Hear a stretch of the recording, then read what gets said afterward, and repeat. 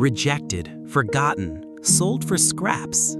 How could a player once discarded by Chelsea become the very heartbeat of Manchester City's dominance?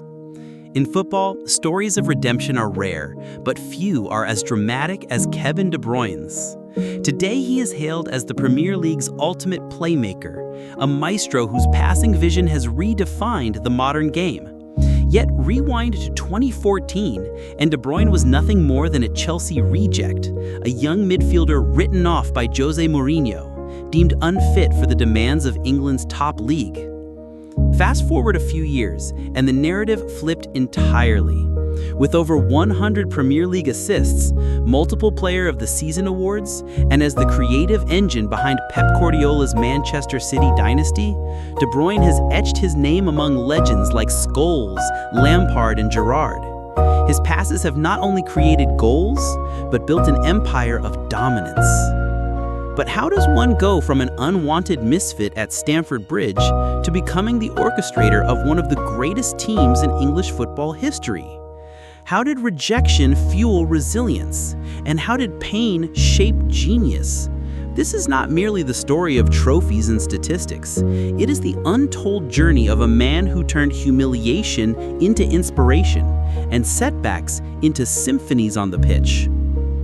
At its core, this is a battle between rejection and redemption. The stakes were simple yet immense. Remain another forgotten talent or rise to redefine Premier League football. The price? Years of struggle, transfers across leagues, and playing through injury after injury. The reward? Immortality, as the maestro of Manchester City's golden era. Kevin De Bruyne was born on 28 June 1991 in the small town of Drongen, Belgium. His childhood was far from the glittering lights of the Premier League. It was shaped by modest surroundings, discipline, and a quiet but burning determination. His father, Herwig, worked in the oil industry, often traveling, while his mother, Anna, came from Burundi, giving Kevin a unique multicultural background. This global heritage shaped his perspective early. He wasn't just a Belgian boy, but someone with a broader lens on life. From a young age, Kevin's character stood out. He was shy, reserved, even introverted, but with a football at his feet, he transformed. At just 4 years old, he joined his first local team, KVV Drongen. Coaches immediately noticed his rare precision in passing, something unusual for a child. Unlike other kids who chase the ball blindly, Kevin seemed to see the game 2 steps ahead, scanning space and angles as though the pitch were a chessboard. Yet his childhood wasn't without struggle. De Bruyne often spent weeks away from his family due to his father's work and his own football commitments. By the age of 14, he had moved to Genk's academy, living with a host family. This isolation shaped his resilience. At one point, his foster family sent him back to the club, claiming he was too quiet and hard to live with. For Kevin, it was a devastating rejection, one that mirrored the challenges he would face later in his career. But instead of breaking him, it forged his independence. On the pitch, his development was rapid. By 16, he was already playing with older youth squads, his trademark vision and passing accuracy evident. For many, talent was about flair or dribbling. For Kevin, it was about clarity, seeing things no one else could. That gift would one day make him indispensable to Manchester City, but in his teenage years, it marked him as different. De Bruyne's professional journey began at KRC Genk, one of Belgium's most respected academies. By 2008, at just 17 years old, he was already knocking on the door of the first team. What set Kevin apart was not physical dominance. He was lean, not particularly fast, and lacked the flair of a flashy winger. But he had something far rarer, the ability to dictate tempo, to turn complex situations into simple solutions with one pass. In 2009, Kevin made his senior debut for Genk. At first, he was not a starter, often coming off the bench, but his rise was inevitable. The 2010-11 season would be the breakthrough. That year, De Bruyne became central to Genk's midfield, contributing 5 goals and 16 assists across competitions. More importantly, he helped guide Genk to the Belgian Pro League title. At only 19, he had already tasted silverware, and scouts across Europe began to notice. What impressed coaches most wasn't just his technical quality, but his mentality. Former Genk manager Frankie Vercauteren once remarked, "Kevin saw things other players couldn't. He wasn't playing passes, he was shaping games." In a league often dominated by physicality, Kevin was redefining midfield play with intelligence and vision. By 2011, Chelsea had turned their attention to him. The Premier League was beginning to crave creative midfielders, and De Bruyne seemed to fit the mold. In January 2012, Chelsea secured his signature for around £7 million, but they immediately loaned him back to Genk to continue development. For Kevin, it was a dream and a challenge. He was now part of one of England's biggest clubs, but his future remained uncertain. He was still just a teenager, far from London, unsure whether he would ever be trusted at Stamford Bridge. Yet he carried with him the lessons of rejection from his childhood and the determination forged in Genk's academy. The young Belgian had made his first leap from local promise to international prospect. But what awaited him in England would test his resolve in ways he could never have imagined. When Kevin De Bruyne finally arrived at Chelsea in the summer of 2012, expectations were high. The club had just won the Champions League under Roberto Di Matteo, and the squad was stacked with attacking talent. Eden Hazard, Juan Mata, Oscar. For a 21-year-old Belgian, the path to the first team looked daunting but not impossible. At first, Chelsea sent him on loan to Werder Bremen in the Bundesliga for the 2012-13 season. There, Kevin flourished. He scored 10 goals and delivered numerous assists, becoming Bremen's standout performer in an otherwise struggling side. German media praised his vision and versatility. He could play wide, centrally, or deeper, always dictating play. For Chelsea fans, this loan seemed like the perfect preparation for a breakout at Stamford Bridge. But reality in West London proved harsh. By 2013, Jose Mourinho had returned as manager, and De Bruyne was desperate to prove himself. Early that season, he even started in a Premier League opener against Hull City, registering an assist. Yet within weeks, Mourinho's trust evaporated. Reports later revealed training ground tensions. Mourinho accused Kevin of not working hard enough defensively, while De Bruyne felt he was never given a fair chance. After 9 appearances, he was frozen out. Kevin later admitted that this was one of the darkest points of his career. Quote, "I lost my joy. I didn't see a future there."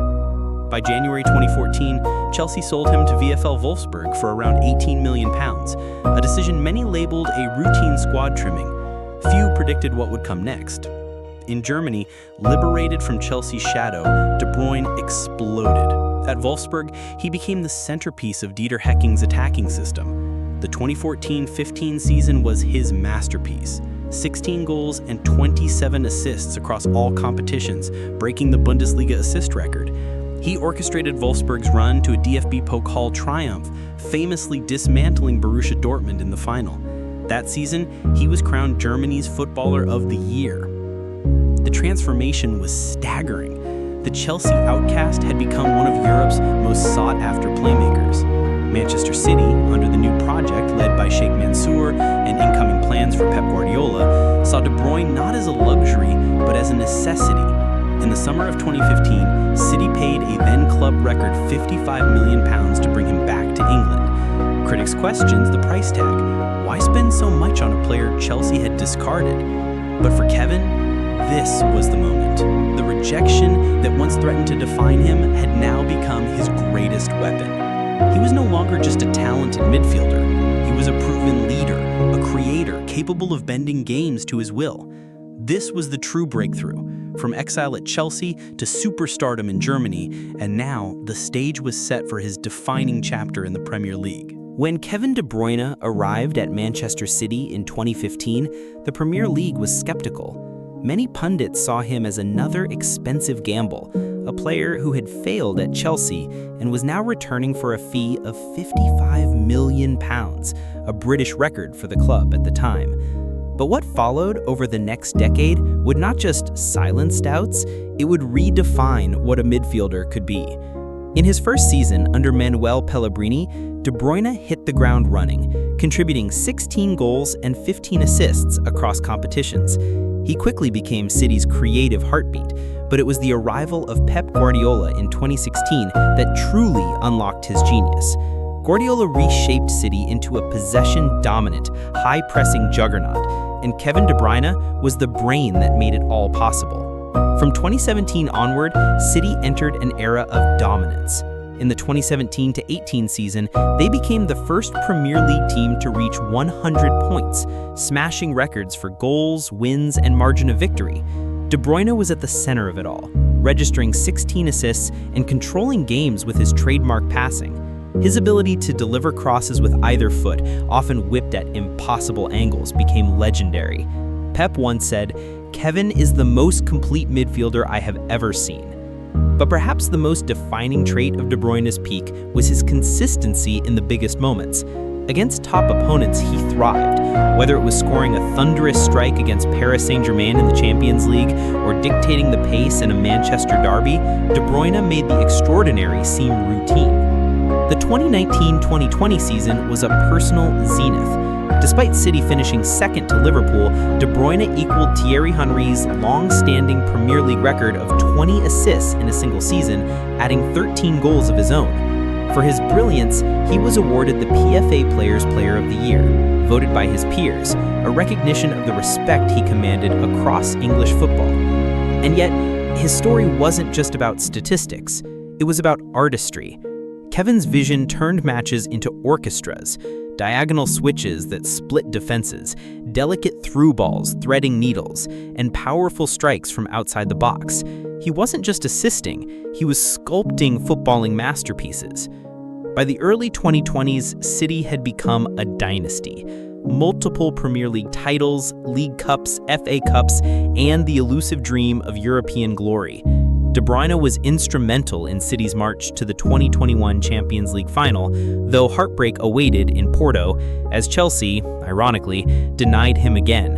A fractured orbital bone forced him off after a collision with Antonio Rudiger, a cruel reminder of football's fragility.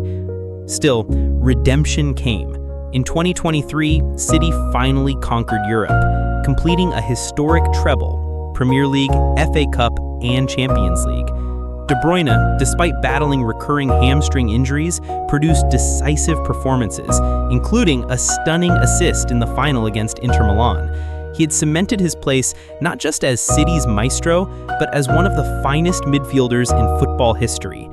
Across his peak years, De Bruyne's accolades piled up: multiple PFA Player of the Year awards, 4-time Premier League Playmaker of the Season, and countless inclusions in FIFA FIFPro World 11.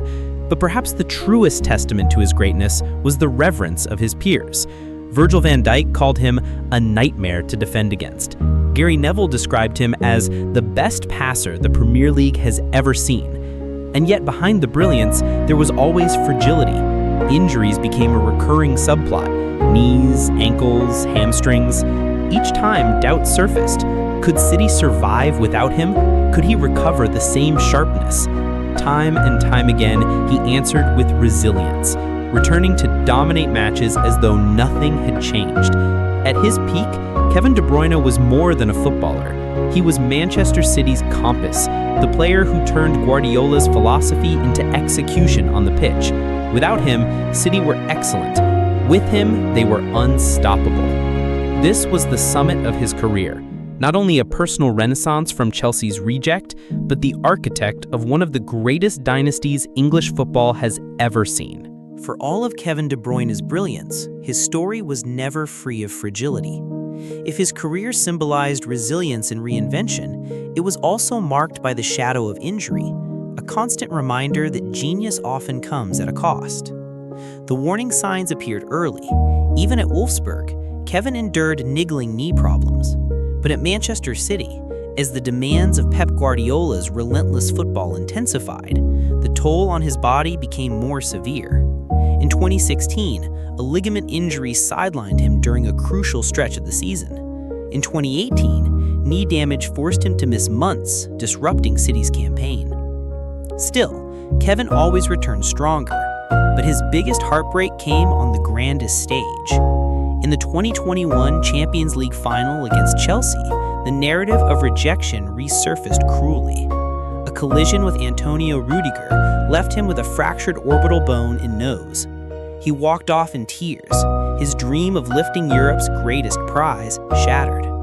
For many, it was the image of vulnerability, the maestro silenced, the conductor forced to leave his orchestra mid-symphony. Yet De Bruyne's response was emblematic of his character. He fought back, and in 2023, he stood tall again in Istanbul as City finally lifted the Champions League trophy. But even that triumph carried a cost. In the final against Inter Milan, Kevin was forced off after just 36 minutes with a hamstring tear, another cruel twist in a career balance between brilliance and pain. As the seasons progressed, injuries became more frequent. Hamstring issues plagued him, sometimes limiting his appearances to half a season. Pundits began to question, could City's dynasty continue without their talisman? Could Kevin adapt his game to extend his career as other legends had done before him? For City fans, each return from injury felt like a mini redemption arc. He would disappear for months, only to re-emerge with trademark assists, whipping crosses with laser precision. But the cycle of brilliance and breakdown painted a bittersweet picture. Beyond the physical setbacks, Kevin himself admitted to the psychological toll. Playing through pain, missing decisive matches, the constant grind of rehabilitation, it all weighed heavily. In interviews, he confessed that family and balance off the pitch were what kept him grounded during the darkest moments. In many ways, these setbacks deepened his legend. He was no longer just the flawless maestro, but a fighter. A man who had tasted rejection at Chelsea, and now, even as his body betrayed him, continued to produce at the highest level. His resilience became as defining as his assists. The shift in his career was clear, from being the tireless engine who could dominate every match, to the wise conductor whose brilliance had to be carefully managed. Manchester City began to evolve tactically, learning to play with and without him. Yet, whenever he stepped onto the pitch, the rhythm changed. He remained irreplaceable. De Bruyne's setbacks were not the end of his story, but a reminder of football's fleeting nature. Even the greatest maestros cannot escape time and wear. But in every injury comeback, every tearful exit, every thunderous return, Kevin De Bruyne proved something vital. Greatness is not just about perfection, but persistence through imperfection. When the history of the Premier League is written, Kevin De Bruyne's name will not just appear among the greats, it will stand as a defining symbol of a new era. His legacy is not merely built on numbers, though they are staggering. Over 100 assists, multiple Premier League titles, and the architect of City's historic treble in 2023. His true legacy lies in the way he reshaped the role of a midfielder. Before De Bruyne, English football celebrated midfielders for power, leadership, or goals. Kevin combined all of these with artistry. He turned assists into an art form, bending passes that seemed to defy geometry, dictating entire games with vision alone. He was not just a player within Guardiola's system, he was the system's soul, the embodiment of intelligence, courage, and precision. Among teammates, he was revered not for glamour, but for reliability. Among rivals, he was feared not just for goals, but for the inevitability of his passing. And among fans, he represented resilience. The boy once cast aside by Chelsea, who returned to England to dominate the very league that doubted him.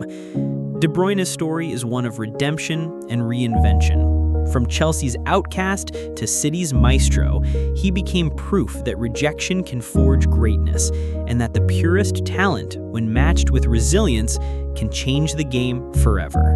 Great talent wins games. Great stories win hearts.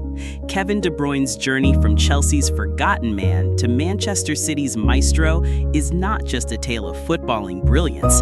It is a reminder that rejection can be the spark for greatness. If you enjoyed this untold story, don't forget to like, share, and subscribe for more deep dives into the legends of the Premier League. And if you think De Bruyne's redemption arc was dramatic, wait until you hear the story of another star who rose from obscurity to rewrite English football. That's coming in our next video.